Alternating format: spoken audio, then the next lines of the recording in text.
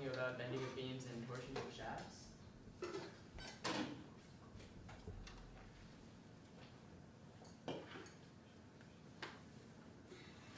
So first we're going to talk about Hooke's law, which is from, well, we know it from the spring system, where F equals Kx, but we can also write it as F equals K delta L for the change in length. So the K value is the spring constant, where we can derive it from an increase in length leads to a decrease in K, and an increase in area leads to an increase in K. And then from that, we can set up a proportion K equals area over length, which is in the units, we have to balance out the equation, so we need Young's modulus, which is Newton over meter squared. And then we have the K value, which is K equals E over area, or times area over length.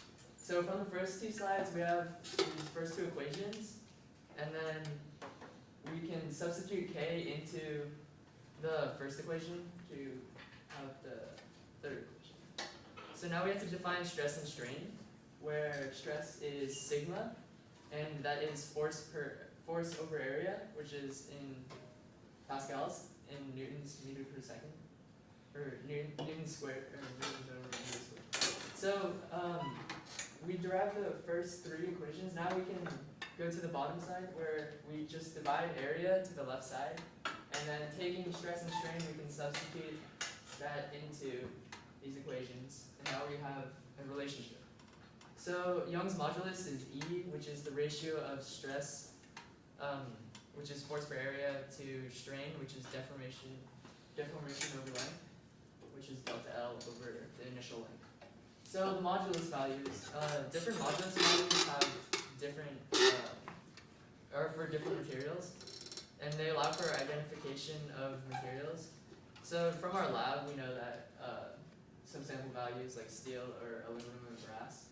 So beam proportionality, when you have a system of a beam set up on 2 points, the more moment on the sides leads to more curvature, and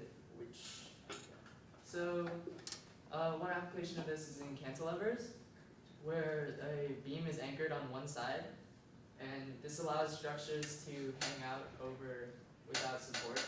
So that was similar to our lab that we did. So cantilevers are used in bridges, buildings, and structures. So as you can see in this bridge on the left, the cantilever is actually on the inside, and then the outside is the support beam. So the cantilevers hold up the inside. So airfoils have beam supports that are in the ribs and spars of the foil. So as you see in the picture, there's another one in the next slide that's a better picture, but you can see the ribs are supporting the airfoils. So ribs and spars, this is a better picture of it. They have to support a lot of forces such as lift, drag, and turbulence. When planes are flying, you don't want the beams to bend, or then you have unstable flight.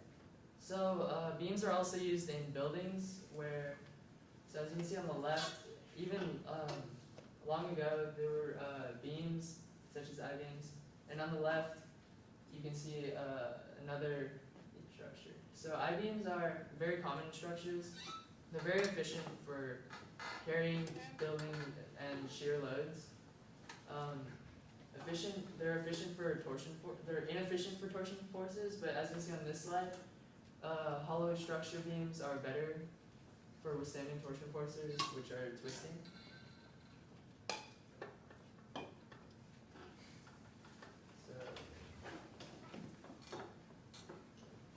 Torsion and shaft. So more torque leads to more deflection.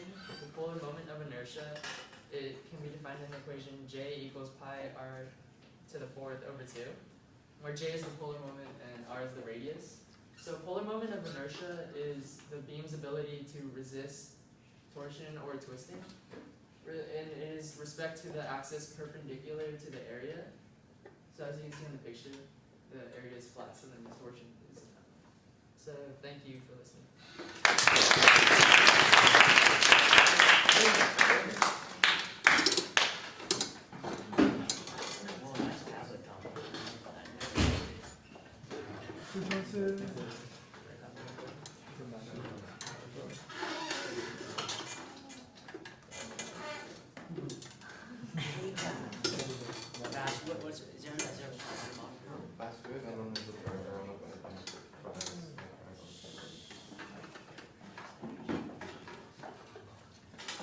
so my topic, my math and science people were on Boltzmann and Apollonius.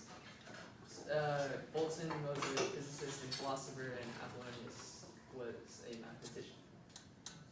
So Boltzmann was born in Vienna, Austria, where he later studied in the University of Vienna. He worked under supervision of Stefan, who later introduced him to Maxwell's work, and he was a physicist and philosopher. His contribution to society was that he helped with the development of statistical mechanics, which include thermodynamics and kinetic theory. He also introduced Boltzmann's constant, which relates energy at the individual particle level to temperature. Statistical mechanics uses mathematical tools to study the behavior of mechanical systems where the state is uncertain. It helps explain the thermodynamic behavior of a large systems at a microscopic level.